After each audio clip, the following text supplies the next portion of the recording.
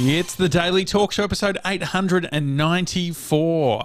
What is happening, Gronks? What's going on? Happy Monday. Good morning, Tommy Jackett. How was your weekend? Mate, it was sharp, just like my haircut. Oh, you had a haircut? I didn't even notice. How rude of me. What an experience. What an experience. In a good way? You know, like in a new way. In a new way. In a new way. Uh-huh. Well, what's new is the hairdresser that I went to. Mm-hmm. I'm cheating on my current hairdresser, who's actually a good mate of mine. Outside of 25K, would it be? Well, Just about? it's inside, but I knew that he would be booked for weeks, and there would be a bit of a issue with when I could get in. And I get to the point where I'm like, I need a haircut yesterday, and so I need to be at the next hairdresser and just get this thing done. Mm-hmm. And so Amy was having a nap, and I took Bodhi, and we went down to Bulleen Plaza. Now, this is me accepting the fact that I could walk out looking like I've tripped and fallen under a mower. Like that's you don't know who you're going to get. Okay, so that was the risk. That's the risk. That's the risk. Mm-hmm. I look like I fell under a pretty great mower, if I do say so myself.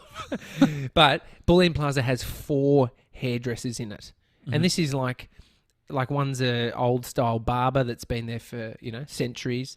Another one's kind of like an add-on to a nail salon. It's like the Indian restaurant that also does pizza. Mm-hmm. It's like a bit of a sort of eclectic mix. Mm-hmm. And then the other 2 are just whatevers. But I went to this one because it was the best looking, like visually appealing, and it was what was it called? Cash only. Can't remember. Okay, Cash only. Great. Yeah. Wasn't like a franchise sort of thing. It wasn't like a Just Cuts or something like this. This is a family sort of business. Yeah, that's why I kind of respect it, that it's, just trying to do their best. And so Bodhi and I walked in, the lady offered Bodhi candy straight away. I was like, oh, good. We're onto a good winner here. And so she said about 40 minutes. And so I said, no worries. We had nothing to do. It was a Saturday arvo. It's like 4 p.m. So we sat down on the couch. Bodhi got stuck into some, monster trucks on my phone. Was eating some candy. I'm sitting there. What sort of candy is he eating? What sort of Daimler. I've got one here. Oh, here you go. They're called Daimler. Daimler.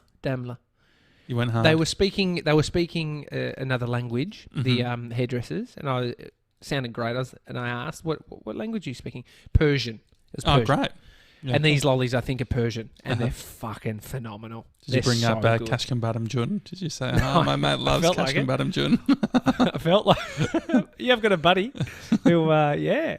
But then I started observing, like, the pressure they were under. So in Melbourne, the hairdressers haven't been open for 10 weeks, whatever, for a very long time. And so these places are flat out. The barber down 20 metres down the corridor had a line of 20 people waiting. It's ridiculous, isn't it? Crazy. And so you got to think about the mindset, the mental state of the hairdressers. I started sort of observing. So I observed that there was a guy who ran the joint who was cutting hair, and then there was a junior, and this junior had an AirPod in one ear, and was doing his thing. I observed a gentleman who had a probably 12-year-old in the seat. He came up and was backseat hairdressing at its finest. Like you should have heard him. No, a bit more here. If you just use your clippers and you get there, they'll be great. Like, no. About, like, it was this, he rattled this junior to the point where by the end of it, the senior hairdresser had to step in and finish the haircut because this guy was so I felt so bad for him. But immediately I'm like, I don't want him. If I get him, I was like, I'm willing to throw, because Bodhi was getting a haircut too. And I was like, if this comes to the point where Bodhi it's going to be, an ear, like, better him than you. 100%. His will grow back. I'm fucking at the end of my life. I'm further down the road. Somehow it all happened. This guy went for timeout out the back because it all got a bit much. That I got given the guy who runs the joint. Oh, great! And so it was fate. And then I walked out paying $50 for my haircut, for Bodhi's haircut.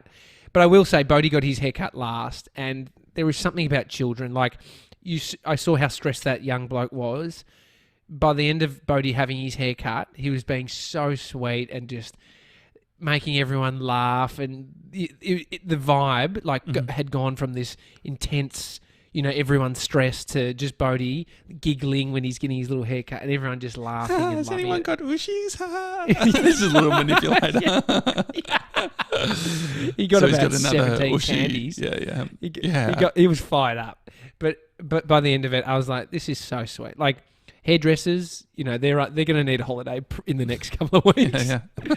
But it's a wild state in the hairdressing world at the moment. Do you know what Ooshies actually are? Other than landfill, what? No, so they're rubber? actually Rubber. They've actually got a purpose. Oh, yes. They're meant to be on the end of a pencil. Yeah, they're pencil toppers. Pencil toppers that no one's ever used on top of a pencil. Only just discovered because they've got a hole for it. It's amazing that they haven't taken off as the sort of the utility, which is that for pencil. I also did think that it could be something to do with the mold. If you think about it, they need is there a hole on the bottom because they're stuck into a little mold that then pulls them out? Some serious conspiracy theories. Yeah, look, because I have not seen anyone ever use them. Yeah, but I would actually get around it pencil. more for the pencil topper type of thing. But then you wonder if you have an eraser at the end, what's is it covering the eraser? You're going to have to take it off every time. And then you wonder if you're still using pencils, what's wrong with yourself? No, I like I still use pencils for my good pencil sharpener is actually at the office, so I need to sort that out. But I'm still using them to underline the books that I'm reading. Fair. I'm all picnicked out. I did see you had a little picnic. Too many Good picnics. Spread. Three picnics this weekend. Too many. One They're Friday, one now. Saturday. With picnics. One Friday, one Saturday, one Sunday. Too many. Jeez. Too many. What was it? Did you imitate the first one, or did you iterate because you were sort of? They were all different. They were the first one was the drinking in the park with Sevs and Grace in that little 200-metre spot. But the funny thing is we met up at the same park, and then we realised when we were there, actually, we've got 25 kilometres. Like we were still in our 5 kilometre road. We'd gotten so used to it that we'd sort of... Yeah. It's that whole thing, you start to build a fence one way, then another way, and then you've trapped yourself in. But so with Sevs, having a bit of gin and throwing a bit of baseball... First baseball injury. To who? Sevs. So this ball hit his face. I've got a photo. We can put it on Instagram. So I threw it perfectly. It hit the glove, but it hit his glove and then went and smacked him in the head. So that was the first one. Then the second one, on Sunday, GB was all around the baseball thing going, mate, my gloves haven't arrived yet. I said, okay, you've got small hands anyway. You can use Breeze. And so he was using Breeze gloves. He talks about it a lot. He brags about his tiny hands. Yeah. T-Rex. Yeah. And so we were playing in Edinburgh Gardens on Sunday. And then GB just, we started really close. I'm like, let's go a little bit further out. So it's a bit further, like a further throw. He got silly, threw it really far. He thought that I wanted him to piff it. And so he threw it so far that it then was speeding along the grass and smashed into another picnic where they had all of their cutlery and their cups and all that sort of thing and made a lot of noise. And we just had to say sorry. No. They weren't impressed. And lighten up a little bit. It's a picnic. Mm-hmm. Well, that's what I was saying. A bit on edge, though. People are a bit on edge. Where are you noticing it? What are you saying? Well, the Adventure Club was on fire over the weekend. I mean, we went for 2 drives, mapped out our 25k radius, and went to the limit. How good's Christmas lights going to be, by the way? Like, perfect thing. Get in the car. But, windows up, just aircon on and drive through. But we went to this place called St Andrews. Awesome. Like we just discovered this little bakery, old pub that's there, not open obviously, but the bakery was. Is it St Andrews as in like coastal?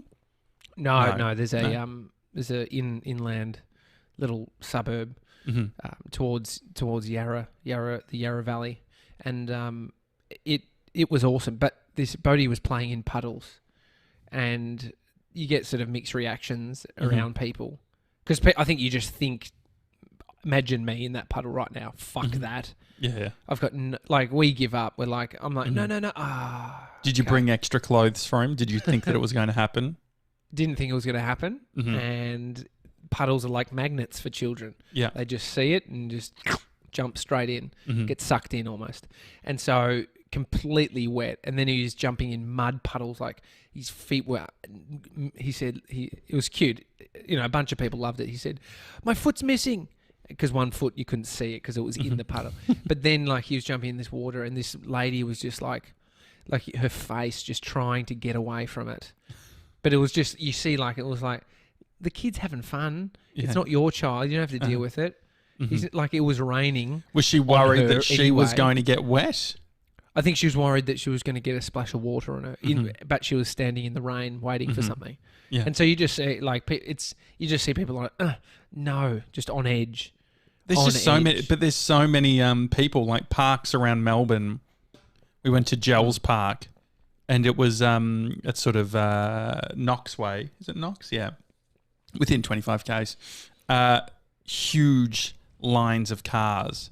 It was like some sort of. It reminded me of leaving the drag races. I remember as a kid, everyone was leaving at the same time. Less Jim Beam flags. Yeah. The fun thing about the drag races is they had a radio station, so the commentators, you would tune into the radio, and I remember I loved seeing how far the radio would go. So as we were leaving, I would have the radio on full blast. How far did it go? Do you reckon back then? 100 meters, and it's a small signal. 100 meters. 100 meters. Yeah, we're going. We're 100. Yeah. Crazy. You're right. The cars thing. We went yesterday. Adventure Club went to the Dandenong Ranges. Oh, beautiful! It's just like Sassafras. Sassafras, the suburb, goes in and out of our 25k. So like you drive down a road, you'd probably be out, and then you drive back into it, just based on the sort of how Sassafras is. The road runs through it. It's kind of real windy, and so real on edge. Thought it was, okay to do. We haven't done it, in the time when it was only 5k. Haven't done the wrong thing. So drove, get to the bottom of the mountain to sort of start going. Were you with Sevs with this or no? Were you just no? The fan? No, it's just Amy and Bodie. Sevs did the same thing. And are you about to talk about the police? Dude, full roadblock. Yeah. It is almost like they convince if people have sort of had a drink or something and you're like still a bit worried to go through a booze bus. Yeah. You're looking for flashing lights. This was roadwork signs, and then you got into it, and then you like go around the bend, and then you're like, there's the flashing lights, as in the police lights, and it split you off into two lanes. And it was not, how a booze bus, you pull in and you just go through one side and they let the other cars through. Not like this. This is every car stopping at a roadblock is getting checked and asked, where are you from? What are you doing? What do you plan on doing? And that's exactly what happened to us. They had the army, a few people from the army, and they had police, and we pulled in and they were nice. He said, where are you guys off to? And we said, just up to Dandenongs. And he said, where are you from? Oh, he said, yeah. He actually said, you're doing some exercise. I said, yeah. Where are you from? And we said, Bulleen. He's like, yep, no worries. I said, we're just on the edge of our 25k. I looked it up. And he said, no worries, mate, trust you. And then, it went on. I think it's, Bodie had 6 kilos of heroin under his jumper. No. But I think he sees the kid in the back and thinks, that's nice. That's nice. They do it. They're not. It's almost like I wonder what would. I wonder how Sevs went. Do we know if he looks? Yeah. Dodgy. So they Jess also just slacked. No new cases today. I'm guessing that's in COVID, Melbourne, that's great. so that's great. Sevs didn't get pulled over, so he said that they got waved through, which I thought was interesting, given that I think that they would have been in Grace's car, which would have WA number plates. Yeah. So don't you think that would even be more sus? I'd be pulling over any interstates. Yeah, because it's not registered to a local address. It can't be if it's international plates. Yeah. Oh, sorry, interstate plates. It could be international, the way WA going. They're sort of they were announcing, opening all the borders except WA. Really? Feel for Grace. Yeah, no, that's what ScoMo said a few days ago. He's like, plan to open the borders before Christmas. But WA aren't necessarily playing ball. I mean, what's the deal? If you did want to go back to WA and you're from there and you have a residence there, you just have to quarantine. You got to fly in and quarantine. I think you actually need to have a reason as well, potentially. Grace, if you're watching, let us know in the chat. But no, I think that maybe Grace could go back, but Sevs would have issues because they wanting to go back for Grace's brothers. Can we can fast track a marriage? Yeah, definitely. Husband needs to come with me. Yeah. You'd be a good celebrant, I reckon. Just this sort of, bit unusual. bit like... Yeah, I would sweat too much, I think. Don't you think? Just like, why is the guy so sweaty? He's not even getting married. No, I would fucking hate it, to be honest. It's like, it's the court announcing. Like there is, like I was thinking about that the other day. It's like, I do a lot of things that I don't like that don't necessarily come natural. Yeah. Like Pete, like the whole, like I do like being on a stage. Like I was looking back at the episode 500 event. Yeah. And I was just thinking about looking through footage. And it's like the intensity, like I just feel the intensity of that. Like it was don't you think it was quite intense? Well, yeah, it was all unusual for us because we'd never put on a live event like that. It was... And then I decided to get us like a PA system and lights like a day before, and then we had to... Scooter Derek helped set up the lights. We're trying to get it... But we only knew one setting, otherwise it would strobe, and so we had to have this sort of like blue tinge, which sort of looked good. Well, I mean, it's this week, a year ago, that we celebrated episode 500. And really? That's a good fact. Yeah, 29th of... Oh, so, hang on. When was it? October. Yeah, 29th of October is when the episode went out. Oh, that's when we did it. Actually, no, that's our... This is right, because we then went a couple of days later to the US. So that all adds up. Yeah. That was a big week for us, wasn't it? That was a huge week. Mm-hmm. That was when we had the luxury of just, putting on a live event with 100 people, then just jumping on a jet plane with another 300 people and just shooting across to Los Angeles. What a wild year. Yeah. The turnaround on that. Well, episode 900 is on Sunday. Also happens to be November 1, Mr. 97's 21st birthday. Wow. I feel the pressure. Like the thing is, I'm shocking at organising stuff ahead of time. I mean, we organised the episode 500 2 days out. Yeah, it did. It felt like that. It was like that, wasn't it? We knew about it for a while, but for whatever reason, we just sort of got our shit together right at the end. Well, pressure creates diamonds. And it also pressure blows shit up. has people forgetting to hit record on the on the recorder at the episode 500. I.e. Sevs, that was you. You forgot to hit record, mate. Mm-hmm. But then he fixed it he did his MC bit with Queen Gronk, said his bit, good. And then we said, "Oh, have you pressed record?" This is because he came up to us just before about to go on stage. And you should have seen the panic, and he ran over, press record. So that would have been a nightmare if we didn't record. But so for Sevs' 21st, One Trick Toni Lodge, the podcast, they are celebrating Toni's 21st birthday, because I don't know if you were aware, but about her 21st, where she invited a bunch of people to a bar and no one's showed up, and she ended up at home in tears, sitting in the shower. And So you would. yeah, we were talking. Tony always says that Sevs makes the show about him. One Trick Tony said it's not One Trick Mason. That's a common bit of feedback. I said, what about if we took Sevs's 21st on One Trick Tony show and made it about you, Tony, and it's your 21st. And so if you go to One Trick Tony show on Instagram, you can see Sevs has been doing Insta stories about the whole thing. Oh, but we still need to get our shit together. We know what's planned well, we for will, Sevs. and we organise Saturday evening. yeah, exactly. Before the big party, Mm-hmm. but something's happening. That's what we will say. There was a lot of some good consumption over the weekend. There's a few good podcasts out. Mm-hmm. Matthew McConaughey. So He's been doing the rounds. I do know who Matthew McConaughey is. You do know him? Yeah, Good. You know, traditionally rom-com guy. Mm-hmm. Now, you know, epic Oscar-winning actor. He actually He's a didn't see freak. his mum for a long time. I don't know if you have heard this, but he, when he became famous, his mum was going to all the papers, and he was actually watching TV one night, and his mum was giving a tour of his old bedroom, and he's just like, "Mum, what are you doing?" And so they were estranged for a while there. Well, that's going to fracture any relationship without his permission.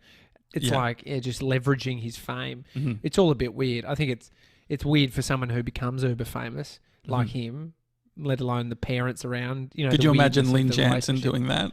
I could. I actually could, dude.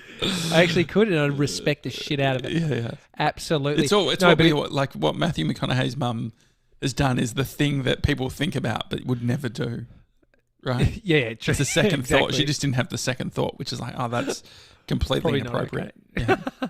I listened to Gary Vee, I listened to Tim Ferriss and Joe Rogan, all who had Matthew McConaughey on. Mm-hmm. And you could create the ultimate interview out of those three interviews, like just taking the bits that work the best. Mm-hmm. And because they all sort of come from a different, not even an angle, they just think different things come up. But he's a fascinating dude. I really like him. Kanye West on Joe Rogan. Have you listened to that? Listen to that, the whole thing. What'd you think? Have you listened to it? Yeah, I listened to the first 10 minutes and the final 5.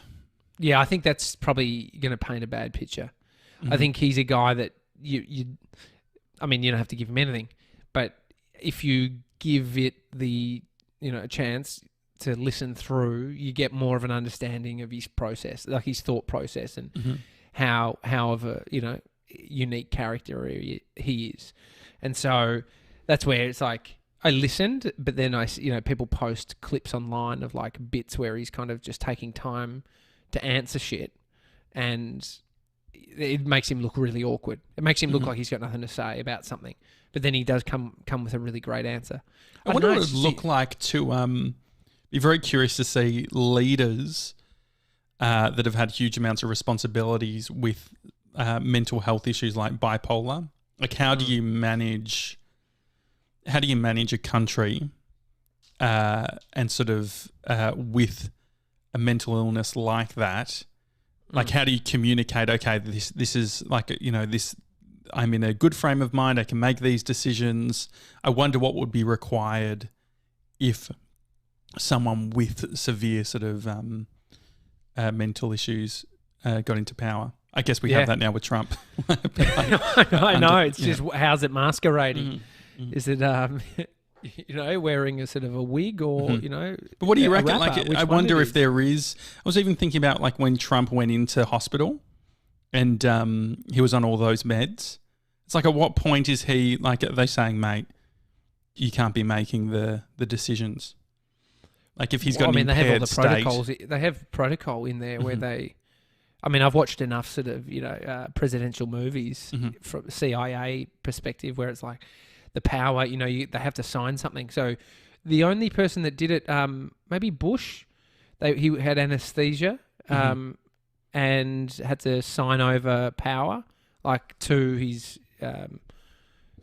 what is it? His sidekick, the vice president. Like, so if anything happened while he's out, the other person gets to make decisions. So I don't know. I mean, it's a complex question. We should ask Kanye West. I'm sure he's got an answer for how he'd tackle it. Talking about vice presidents, have you watched the new Borat film?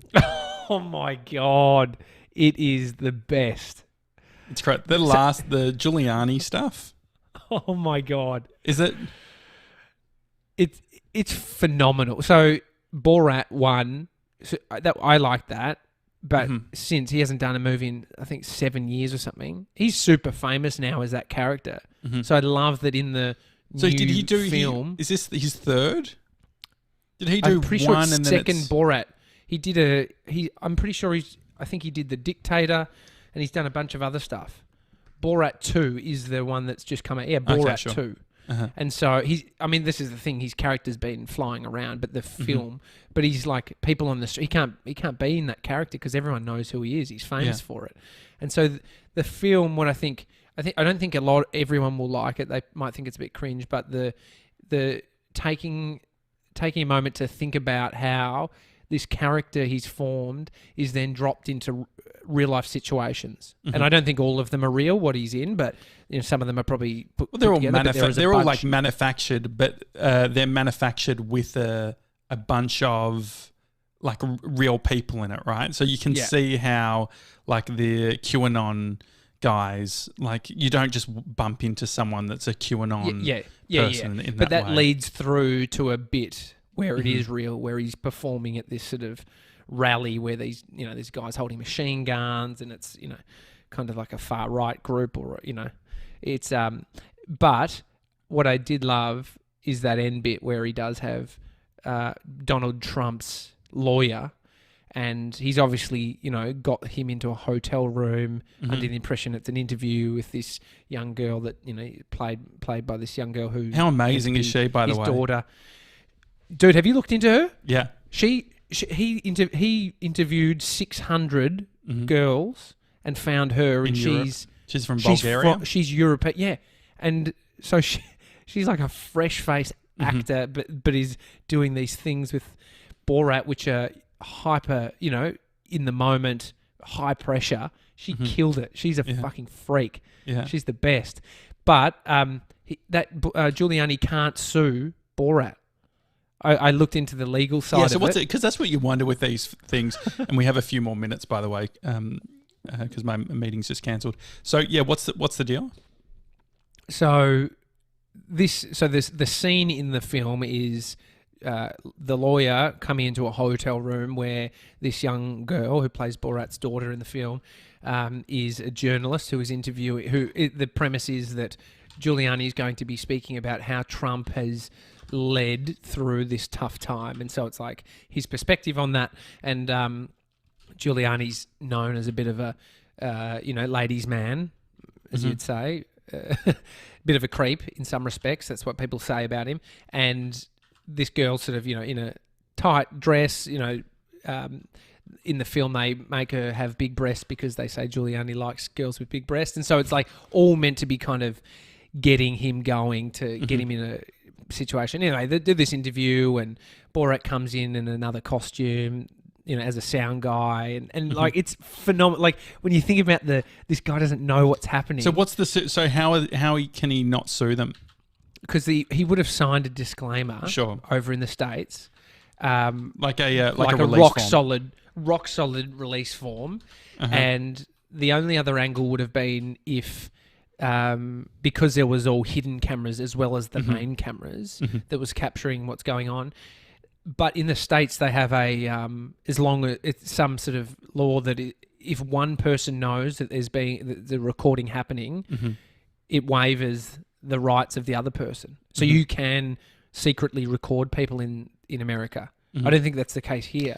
Well, we were looking at this the other day with GB's prank. So did you ever find out about this or no? Oh, I heard a little bit about it, but what happened? Well, so GB, it involves you.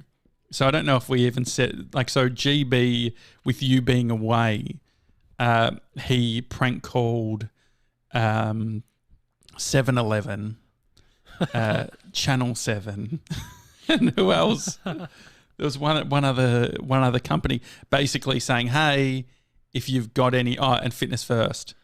Saying, hey, my name's Tommy Jackett. He called Channel 7, said I'm I was a host of the Ultimate Sprint Cars, just wondering if that's going to be airing soon. Also, I'm looking for more presenting work. So he called them. Oh, no. He Who do you get through to? The switchboard. Yeah, switchboard. Just and then he went James to, at the switchboard. So then he went to 7-Eleven. He said, hey, I did, the coffee videos, just wanting to know what your next product's going to be because I'd love to do a video. And then he called Fitness First in Queensland saying, hey, Tommy Jackett used to be a PT, thinking of moving to Queensland. So he did all of this. It was great. He recorded it all. And so I think that in Victoria, I think this is how it works. It's the same thing. So as long as one of the parties involved is aware of the recording, you can record. But where it gets a little bit harder is from a broadcasting perspective. And so I'm guessing that's where the release form comes in with the Giuliani stuff, is it's like he's signed a release form and it's like then the other bit sort of figures it out itself. So I called up a couple of my mates who have worked in this sort of space a bunch around the prank stuff. And they said, oh, no, you really should get permission. And so GB then called back all of them saying, hey, and all of them were like, nah, sorry, bro, you little weirdo. Oh, no. So we can play it for you. And so you were asking me this morning, you said, hey, we've got a voicemail on our BMC phone number asking for some prank thing. And so what happened is when you're away, I said, we can't play the prank call, but if you give us a call and leave a voicemail, GB will call you back and play out the prank so you can hear it. Oh, this is great because then if they recorded it and then released that, we can then sue them because we didn't give permission. At that point, it's almost like, they see the Fuck Jerry Instagram accounts where they're always like referencing another account, but it's actually like one that they've created or whatever, so that it's sort of they're a little bit detached from the whole thing. So they're referencing it, but it's actually not the source. What's that for? Is it? Well, I think it's liability. Because if you imagine, like, if you sort of have an in-between account that's separate to you and then you're referencing that, you can sort of get away with a bunch more. But, my hands are tied. It wasn't me. Yeah, exactly. And so what's the anything else that you found out when you were Googling the Borat stuff? Oh, I mean, just that it seems... Oh, it's that he's never lost a lawsuit against him. Oh, great. So he obviously has really great lawyers that when he goes into these projects, because the first one was crazy. Like, the way he makes people look and the sort of the stupidity that comes out of some of these high-profiled individuals... And you could all look and go, oh, it's a bit mean. Some of them are, they're very mean individuals themselves, and he's obviously just pointing out what kind of a character they are. But that aside, he hasn't lost a lawsuit. People have tried to sue him, and usually it doesn't get past the first submission of the suit, and when someone they just have to even look if they'll give it the time, and usually it gets thrown out, and they think it's based on some of these disclaimers or these release forms that they've created that would be rock solid. There's a great show which I've spoken about before. Nathan for You, Nathan Fielder. Yeah. Do you remember that? And he I haven't watched it yet though. Yeah, he's done some funny things where he gets a lawyer to sign a release form, but it's not just a release form, it's got all of this other stuff in it too, like that the lawyer would be held liable for all this stuff. And like, people don't read release forms. It's pretty crazy. I mean, Giuliani is a lawyer, a seasoned lawyer. Like, he's been around for a very long time. And so it's amazing that it gets past him. Yeah. Maybe it was the girl, with balloons in her top that, just fooled him. Silly bugger. What about driving yesterday, a suburb called Eltham near me, and Amy pointed out that there's a Nando's pizza and pasta restaurant. Oh, really? Yes. And I just looked it up. Nando's pizza and pasta. Nando's same with the little apostrophe S. Like I was thinking maybe if they drop that and then just add the pizza and pasta on the end, they're not going to get in any trouble. I mean, it seems bizarre. Well, there's They the look like whole at good the guys who moment. run The Maccas are pissed off at Hungry Jack's because they've got the Big Jack. Is that what it's Yeah. called? They have. They put a cease. filed a They gave lawsuit. it. Yeah. Was it a cease and desist or was it actually a lawsuit? They want them to take it off everything. They want any recognition of it anywhere removed. And Also, so maybe that's cease and Rami, desist. Rami, who we've had on the show, who founded Rochet's restaurants, Yeah. they've done a Big Mac Jack or Big Jack Mac. I can't remember, but it was Big sort Jack of Mac. it was a bit of a troll. It's like both of them together, and he's also received a cease and desist. For that. Yeah, for that. Yeah, From both yeah. of them. Yeah. But the thing is, he loves it. Like he's he was on the tally about it. Really talking about it. I mean, that's the win for him. Yeah, exactly. I I think that's what he was going saying, for. It's perfect. Just take it down. Otherwise, we will sue you. It's like, great, I got all my money's worth. And, Josh Janssen speaking about it. So we've won. It's a full win. We've won. Gronk Sheridan, I believe. I haven't got my DMs. She messaged me. Her dad was the first Qantas pilot to fly the A380. Wow. And with all the COVID shit that's happening, they're all like, pilots are out of work and all that sort of thing. And a bunch of the pilots are now driving buses. And the project have a story on it tonight. She messaged me about it, but it looks very, very interesting. Got to tell you what, it'd be the safest bus ride you'd ever take if you're capable of flying an I hope they do. A380. I hope they do the whole the PA. Exactly. The temperature outside is currently 25 degrees. God, I wonder when that's going to happen. I was looking at some of that footage from when we went to the States, Josh, and it was us sitting on the big plane, the three seats, the middle. And I was just like, look how close we all are. Look how, everyone's just crammed in. Yeah. What a time. What a different time. I hope we get that back there quite quickly. Great. All right. Well, it's a daily talk show. If you're in Melbourne in lockdown, hope you're doing okay. In all the other parts of the world as well. It's pretty crazy. I was looking 80-something thousand cases in the States. Largest daily number. So, hopefully you're doing okay. Feel free to email us, hi@thedailytalkshow.com. If you enjoy the show, leave us a review on Apple Podcasts. Otherwise, anything else, Tej? If you're thinking about going to a new hairdresser, just put your trust. Just let go. Just let go. What's the worst that could happen? Can we see the sides quickly? Yeah, real sharp. Yeah, it looks great. Yeah, great. All right. See you tomorrow, guys. Have a good one. See you guys.